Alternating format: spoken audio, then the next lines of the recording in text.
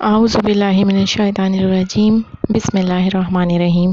Dear listeners, السلام علیکم ورحمۃ اللہ وبرکاتہ.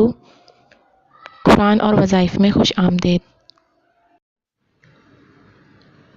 آج میں آپ کے لیے سورہ الجمعہ کے فضائل و خواص بیان کروں گی. سورہ الجمعہ جیسا کہ نام سے ظاہر ہے کہ جمعے کے نام سے منسوب ہے، لہٰذا بہت مبارک صورت ہے. جمعے کے روز اس سورت کو 11 مرتبہ پڑھنا بے پناہ ثواب کا سبب بنتا ہے. اللہ تعالیٰ اس سے راضی ہوتے ہیں اور اس شخص کے نامہ اعمال میں 10 گنا زیادہ نیکیوں کا اضافہ ہو جاتا ہے. یہ سورت فریقین میں نا اتفاقی ختم کرنے کے لیے بے حد مؤثر ہے.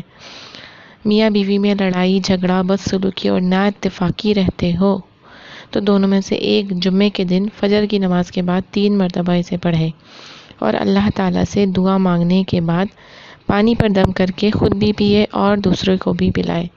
انشاءاللہ نا اتفاقی ختم ہو جائے گی اور میاں بیوی میں محبت پیدا ہو جائے گی. یہ عمل 7 جمعے تک کرنا ہوگا. اس کے علاوہ ترقی رزق کے لیے بھی اس کو تہجد کی نماز کے بعد 3 مرتبہ 41 روز تک پڑھیں تو انشاءاللہ بند کام شروع ہو جائے گا. حصول رزق میں آسانی اور فراوانی پیدا ہو جائے گی.